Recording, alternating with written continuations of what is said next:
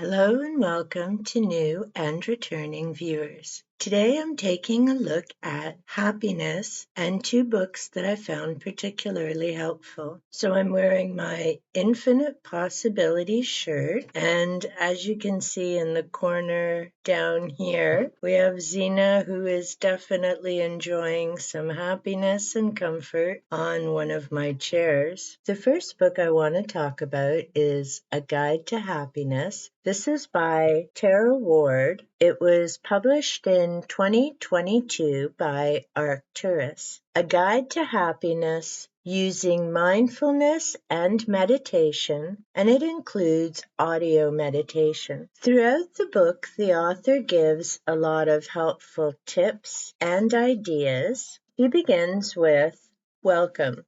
So you would like to feel happy or happier? Then you have come to the right book." Throughout the book, she shares helpful hints. I enjoy that. To me, some of the pages definitely lend themselves to coloring, so you can personalize the book and enjoy some relaxation time as well. She has the book broken down into 7 steps, and she begins with step 1, which is, of course, focusing on your personal health, both mental and physical, because that is, of course, very important to first know where you're at and where you're starting from. It is especially important if you are dealing with issues like anxiety or depression. Then you should be talking to your doctor or healthcare professional and working through, are there some physical reasons for that happening? Do you need to take medication? I also stress the importance of taking your medication as it's prescribed. The whole point of that is, yes, you may be feeling better having taken it for a few days, and some people tend to stop taking it because they're feeling better. The reality is, in order for your medication to work properly, you need to take it as prescribed consistently, because the amount in your body, your blood levels, etc., is what's helping with easing the anxiety, easing the depression, or whatever issue it is that you're dealing with. So don't just keep stopping and starting medication. Stay in touch with your doctor, healthcare professional, and make good choices in terms of taking care of yourself. It all starts with you and your health. In step 2, she talks about allowing happiness. And in that section, you're focusing on what is happiness for you. We all have different priorities, and we all have different things that are important to us and that make us happy. So, for example, for me, having Zena relaxing behind me makes me happy. I like that she's comfortable and relaxed. I enjoy being out in the yard and watching different insects and the birds, that type of thing. So for me, that's also happiness. I've noticed we've got little Tiki here behind me, peeking out the window to see what's going on. So for me, all of those things are part of happiness, as well as social time with friends and reading books, other things. For other people, there could be different things that bring them joy and happiness. It could be being out playing sports. Some people enjoy knitting and crocheting. Other people do cross stitch. Other people enjoy traveling to different countries. So it's about narrowing down what is it that creates happiness for you. Part 3 is called The Pleasurable Pursuit of Happiness, and that's about creating what brings you happiness. So if you just watched my videos about my bulletin board or about career and confidence, those were exercises that I did which I'd been thinking about for years and finally just got to putting them all together. And I knew the time was right because all the information flowed beautifully, and it really didn't take me that long. The bulletin board I worked on probably for about 3 or 4 days because I'd put a piece up and then I would keep thinking about what else did I want to have on the board, and I placed items there. Again, if you've seen the video, I changed my energy follows intention card. Having fun, deciding what fits, what works, and it's okay to make changes and tweak it. And no doubt there'll be other things that I may end up changing over time or adding to it. The same with my career and confidence board. The pictures and words that I selected fit right now where I'm at and where I'm heading towards. But of course, as I meet different goals and things change within my life, then some of the words and some of the pictures may change as well. So it's also important to keep in mind that things aren't set in stone. There's an ebb, there's a flow to life and events, and that's okay. That's the reality of being human. And it's okay to change different things that we're doing. I also have a gratitude jar that I'll be sharing in an upcoming video.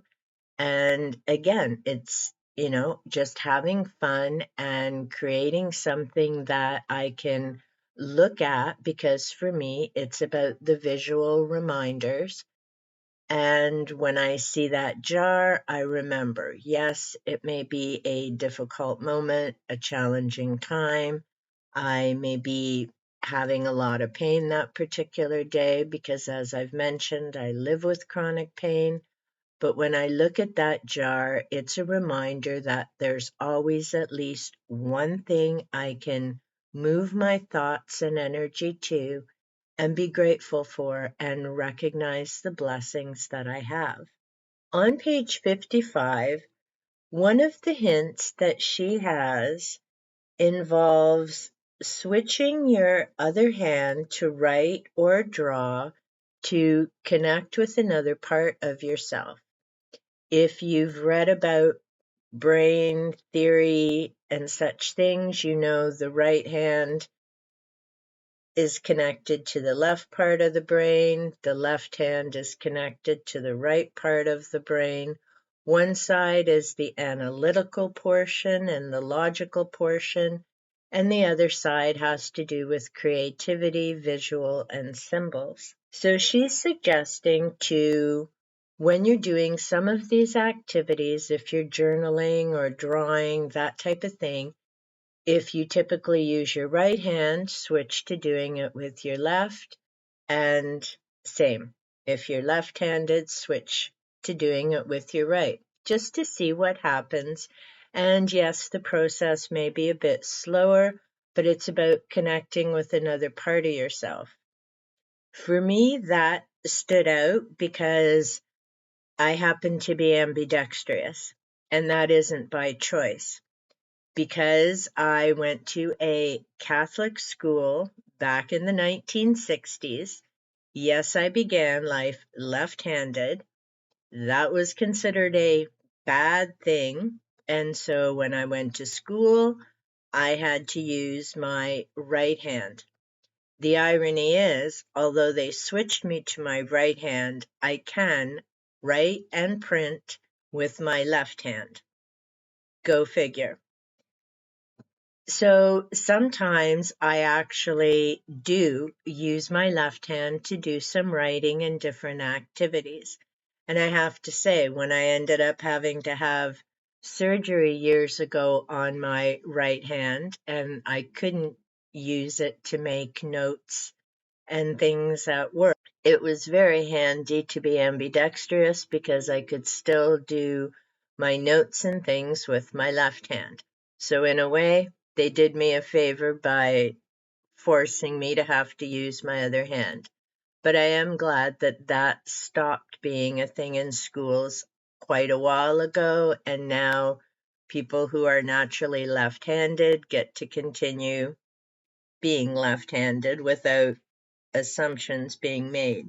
Step number 4, she calls installing happiness into your genes. Doing different activities, whether it's a meditation, exercise, relaxation exercises. And throughout the book, she has meditation exercises.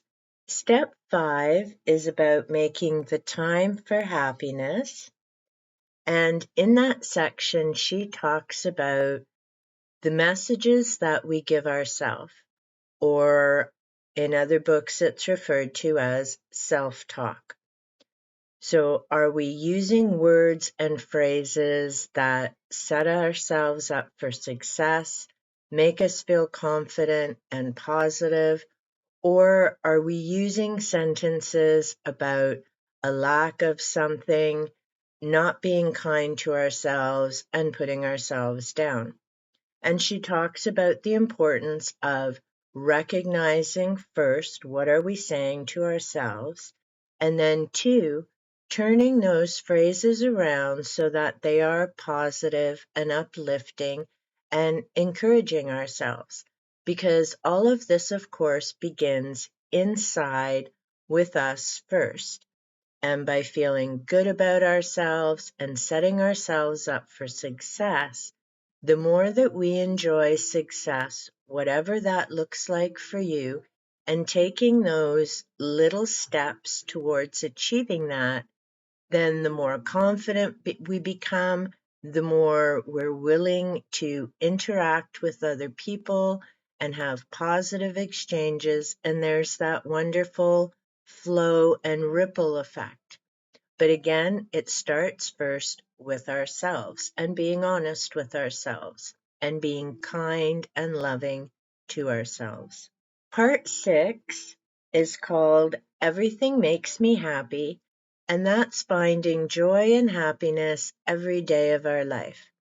No matter what we're struggling with and the various issues, whether that's physical, mental, circumstances around us, there's always at least one thing to be grateful for, and that's where you start. And as you find that one thing, you may notice another and another. And she also talks, of course, about being in the now and the present moment. So at this moment, what do you have to be grateful or thankful for? So as I mentioned, in my case right now, I have my beautiful little Xena resting and sleeping comfortably beside me. That's one thing. Another thing I have to be grateful for, I currently have a laptop that I can make a video on. I'll do some editing and changes, and then I have something to upload on YouTube. So it's looking around, what do you have in your immediate area at this present moment that you can be grateful for, that you may recognize as a blessing?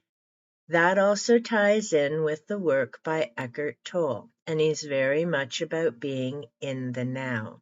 It also ties in with the fish philosophy, and I mentioned that again in my bulletin board video, and 4 things to keep in mind as in choosing your attitude, make their day, be there, and play.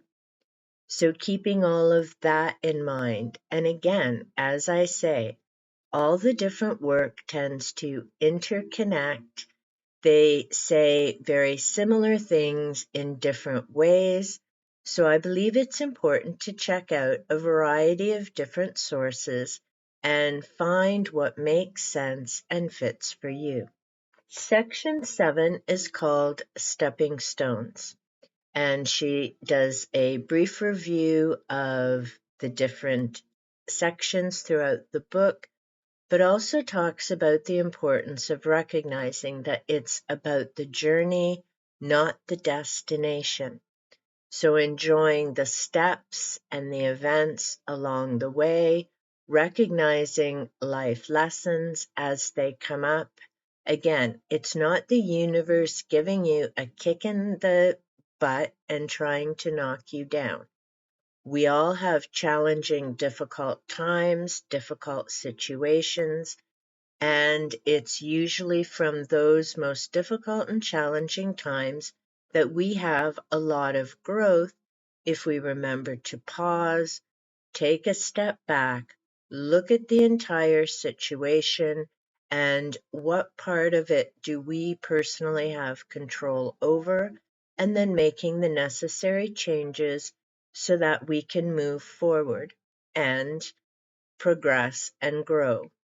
So again, the key there is anything that we're doing is about the journey, not the end destination.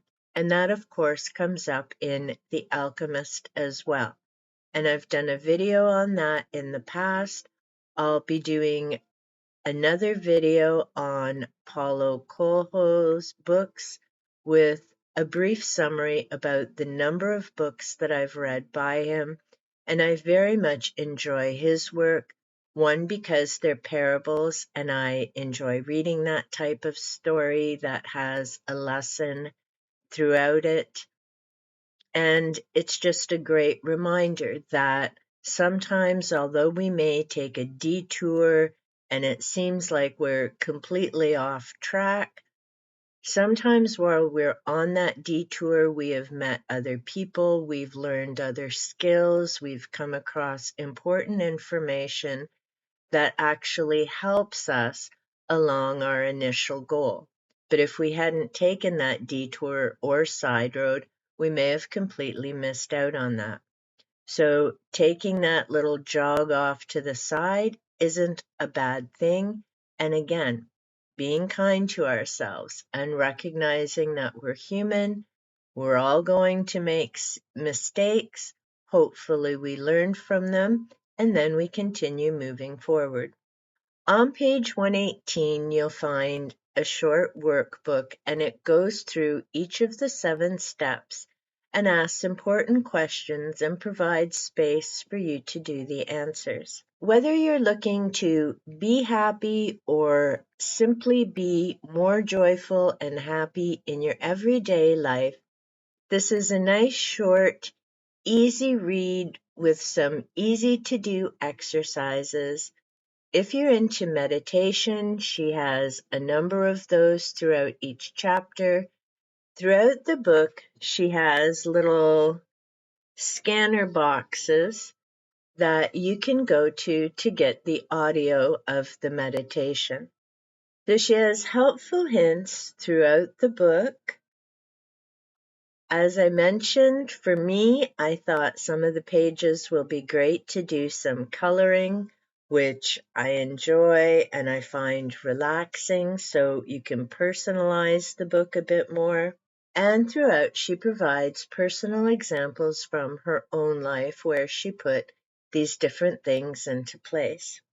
The other book I want to talk about is The Happiness Project by Gretchen Rubin. She also in the title has Or Why I Spent a Year Trying to Sing in the Morning, Clean My Closets, Fight Right, Read Aristotle, and generally have more fun. At the bottom it mentions now includes a Start Your Own Happiness Project guide. Throughout the book, Gretchen shares about although she wasn't unhappy in her life, she decided to start looking at how could she bring more happiness and joy into her life. She shares about her own experiences and the activities that she did. The book is written month by month, and she set different goals up throughout each month, and then at the end of the year took a look to assess whether she had in fact brought more joy and peace into her life. It is a read that I enjoyed. It came into my life at a time where I definitely needed to focus a bit more on that. I very much liked the different examples that she gave because there are things that we can each try and do or relate to. And again, the goals are going to be different for everyone. So You need to consider what makes you happy, what makes your heart sing, and what is going to bring you more joy in your life. So as I say, she has it set up month by month and shares the different goals that she selected to do each month, whether that was making a number of phone calls, going to a location, reading some material. The steps were all unique to her. And of course, for this to work, you need to sit and assess what can you realistically do.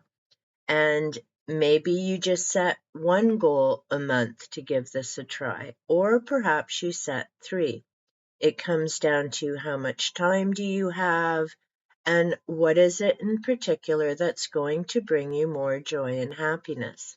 At the end of the book, she includes some further reading, and then she talks about setting up your own happiness project, and she says, each person's happiness project will be unique, but it's the rare person who can't benefit from starting one. My own happiness project started in January and lasted a year, and I hope will last for the rest of my life.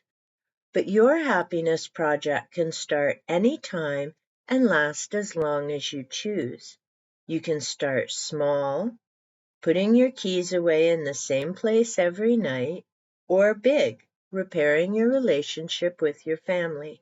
It's up to you. Again, it comes down to being realistic. What is going to work and benefit you the most?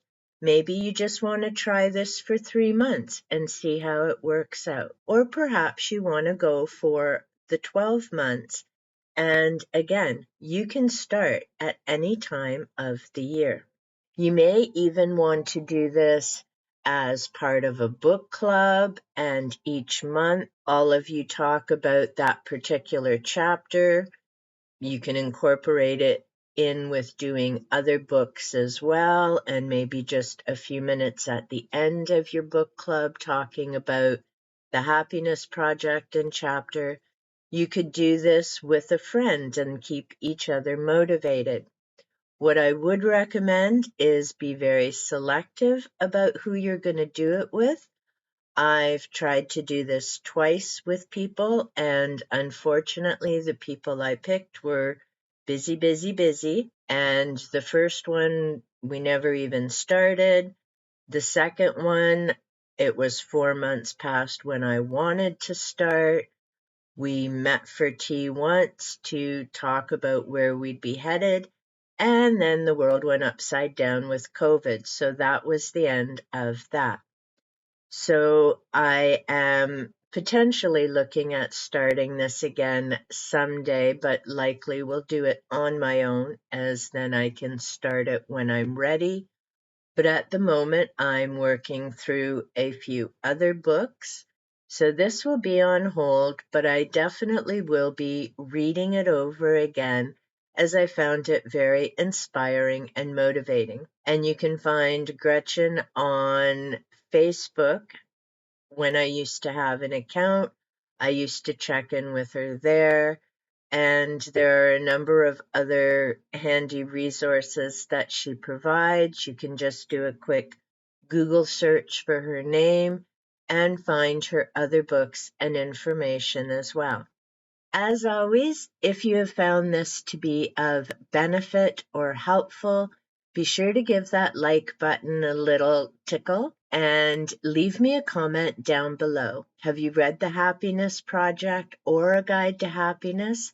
Is there a book that you found beneficial in bringing more joy and happiness into your life?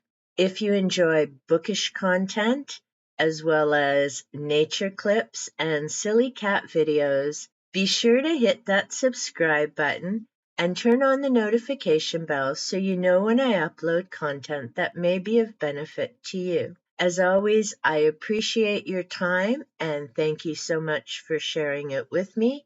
If you're still here, give me a thumbs up or a little heart down below. And until next time, be kind to yourself and happy reading.